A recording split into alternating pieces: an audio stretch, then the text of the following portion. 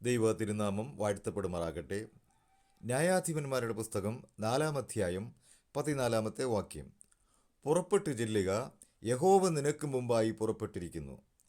എല്ലാ കാലത്തും ദൈവം തൻ്റെ പദ്ധതികൾ നടപ്പിലാക്കുവാൻ നായകന്മാരെയും വിശുദ്ധന്മാരെയും തിരഞ്ഞെടുക്കുന്നതിനെ സമൂഹത്തിൻ്റെ സാമാന്യബോധം പരിഹാസ്യമായും ചിലപ്പോൾ ഭ്രാന്തൻ ആശയമായും വിലയിരുത്തുന്നു. ക്രിസ്തുവിനു വേണ്ടി ചെയ്യുവാൻ നാം എന്തെങ്കിലും ഭാരിച്ച ജോലി ഏറ്റെടുത്തിട്ടുണ്ടോ?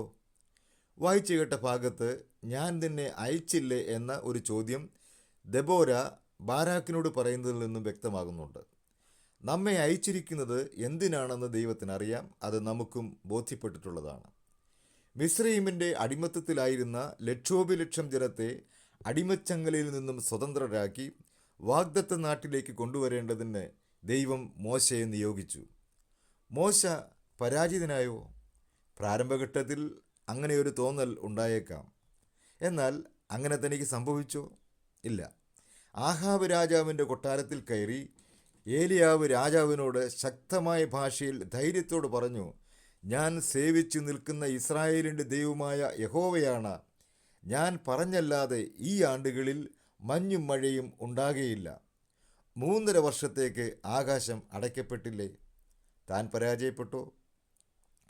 തിരുവചനത്തിലുടനീളം നാം പരിശോധിച്ചാൽ ദൗത്യനിർവഹണത്തിനായി ദൈവത്താൽ അയക്കപ്പെട്ട ഒരു വ്യക്തിയും കർത്തവ്യം നിറവേറ്റുന്നതിൽ പരാജയപ്പെട്ടിട്ടില്ല. ദൈവം ഫലമേൽപ്പിക്കുന്ന പ്രവൃത്തി നിർവഹിക്കുവാൻ അതിനുവേണ്ട ശക്തിയും മുന്നമേ അവൻ നൽകുന്നു. മോശ പോകുവാൻ പരാജയപ്പെട്ടിരുന്നുവെങ്കിൽ, ദൈവം തൻ്റെ അപേക്ഷ സ്വീകരിച്ചിരുന്നുവെങ്കിൽ, വിജയത്തിനാസ്പദമായ ലോകം കണ്ട ഏറ്റവും വലിയ നേതൃത്വം ഉണ്ടാകുമായിരുന്നില്ല. അഗ്നിമേഘ തൂണുകളോ അത്ഭുതങ്ങൾ ചെയ്യുവാനുള്ള അത്ഭുത വടിയോ ചരിത്രത്തിലുണ്ടാകുമായിരുന്നില്ല. സിയോൻ ദേശത്ത് അത്ഭുതങ്ങളോ ചെങ്കടൽ വിഭജനമോ കുത്തനെയുള്ള സീനായി മലമുകളിൽ നിന്നും ആനന്ദത്തിൻ്റെ കണ്ണുനീരോ ഉതിരുമായിരുന്നില്ല. ദൈവം മോശയുടെ സംസ്കാരം നടത്തി സൂക്ഷിക്കപ്പെടുവാൻ കണ്ടെത്തിയ നെബോ പർവ്വതത്തെക്കുറിച്ച് ആരുമേ അറിയുമായിരുന്നില്ല. എന്തിനേറെ, ഒരു നീണ്ട കാലയളവ് മോശ തൻ്റെ അമ്മായിയപ്പൻ്റെ ആടുകളെ മേയിച്ച് തൻ്റെ ജീവിതത്തിന് അന്ത്യം കുറിക്കപ്പെടാമായിരുന്നു. ദൗത്യനിർവഹണത്തിനായി വിളിക്കുന്ന ദൈവം ശക്തനാണ്, വിശ്വസ്തനാണ്, എല്ലാം കരുതുന്നു. അവനെല്ലാം ഒരുക്കി വയ്ക്കുന്നു.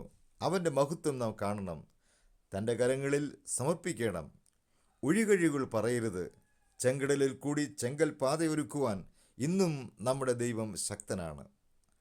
അവർ മൈറ്റ് ഈസ് ഹിസ് ഓൾ മൈറ്റിനെസ്. നമ്മുടെ ശക്തി ദൈവത്തിൻ്റെ സർവശക്തിയാണ്. ദൈവമായ കർത്താവ് നമ്മെ ഏവരെയും അനുഗ്രഹിക്കുമാറാകട്ടെ.